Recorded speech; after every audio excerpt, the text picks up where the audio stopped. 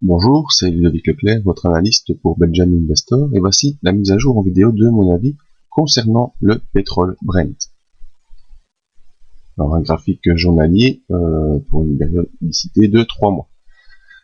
Alors voilà, comme lors de la dernière vidéo, nous avions vu que le pétrole était arrivé sur un point de résistance situé aux environs des 127 $, et le cours est sorti de ce grand range haussier dont je vous ai donné alerte au début février.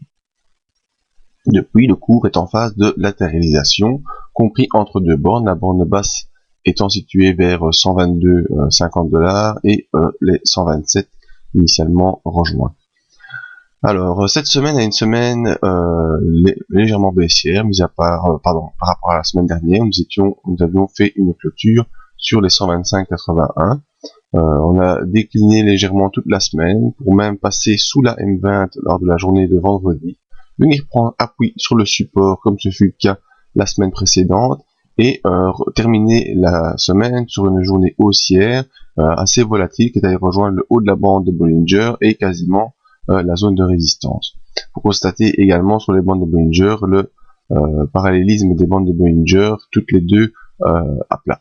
Donc vraiment, et la M20 également est un signe qui se met à plat également, donc vraiment le cours est dans une phase typique de latéralisation. Il y a toutefois des éléments spécifiques à noter, comme le fait que le cours est en train de faire des plus bas de plus en plus haut. Donc je pourrais tracer une ligne ici en prenant ce plus bas et ce plus bas, et on voit que vraiment les plus bas sont haussiers. Donc nous sommes actuellement dans la formation d'un triangle. En effet, si je trace ici une ligne des sommets et des plus hauts, sans prendre compte les ombres, ici, même si je ne prends pas en compte les ombres, ben, j'arriverai tout de même à tracer des plus bas de plus en plus, voilà, des plus bas de plus en plus haut, et la ligne verte. Et si je prends les ombres, malgré tout, c'est la même tendance. Donc, on est clairement dans un triangle ici. Et si on sort du triangle, eh bien, on fera un report de la hauteur du triangle et report qui nous conduira certainement sur cet objectif. Enfin, avant de parler de tout ça, on va d'abord faire un petit tour du côté des indicateurs qui nous montrent que la tendance baissière est bien installée selon le MACD. Et donc, on a une poussée baissière des indicateurs vers le bas. En tout cas, du MACD, c'est très clair. Il y a une poussée baissière du MACD. Toujours sur son signal qui est baissier. Alors, le RSI, lui aussi est en tendance baissière. Il est actuellement revenu dans la zone neutre entre 40 et 60. Donc le RSI est également en tendance baissière. Nos volumes, très important les volumes, eh bien les volumes, ça va être quasiment, si j'ai déjà un peu regardé, le seul indicateur qui va être en tendance haussière. En effet, cela veut dire que les opérateurs sont en train de faire des achats sur le pétrole, et dès qu'il y a une petite dégradation du prix, eh bien, il y a une prise de position à l'achat assez forte du pétrole, donc les opérateurs sont tous en train de se renforcer leur position sur le pétrole. Le stochastique qui lui montre les impulsions, eh bien, on voit que c'est pas clair, en effet.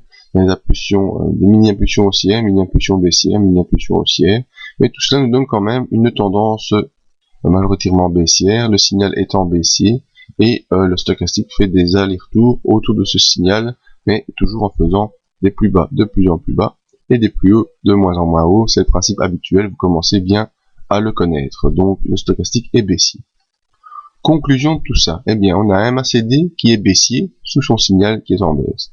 On a un RSI qui est en tendance baissière aussi depuis le dernier sommet du début mars. Les volumes restent très stables, voire légèrement en augmentation, et le stochastique fait des allers-retours, mais plutôt à tendance baissière. Ça nous donne 3 indicateurs d'impulsion baissière, seuls les volumes restent légèrement haussiers, et avec tous ces indicateurs baissiers, on a quand même un cours qui est relativement stable, et qui est même sur une tendance légèrement haussière. Même si on n'arrive pas à faire des plus hauts en clôture, eh bien, les plus bas sont de moins en moins bas. Donc à surveiller maintenant, ce que je vous disais tout à l'heure, il faudra certainement surveiller de manière très très attentive la sortie de ce triangle. On va prendre cette bougie comme base du triangle. Donc cela nous donne une hauteur qui devra être reporté si le cours parvient à sortir de son triangle.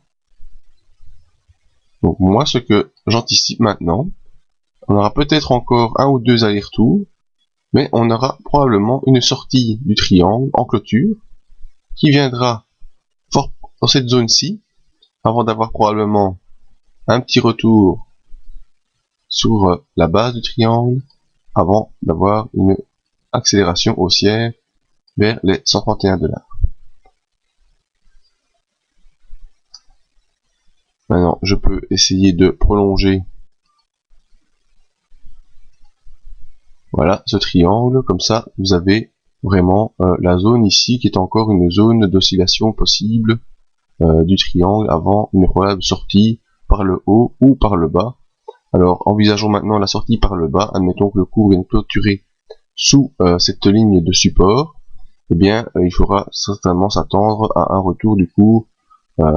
En général on travaille par franchissement et pullback, donc ce serait plutôt une configuration baissière comme celle-ci, avec un retour probable sur la M50 qui est ici et qui évolue un peu comme ça. Voilà, donc un retour probable vers les $120, qui est déjà un point de support qui a été testé fin février. Donc voilà, le cours est dans un triangle en latéralisation et on attend une sortie par le haut ou par le bas. Les indicateurs, eux, sont baissiers, mais le cours continue, lui, à latéraliser gentiment entre la borne basse qui est à $122,50 et la borne haute qui est à 125,81 avec des mèches qui vont jusque 127. Voilà, on attend la décision du pétrole. Vous pouvez nous rejoindre sur le site pour voir nos autres analyses d'indices ou de matières premières. Et je vous dis à bientôt.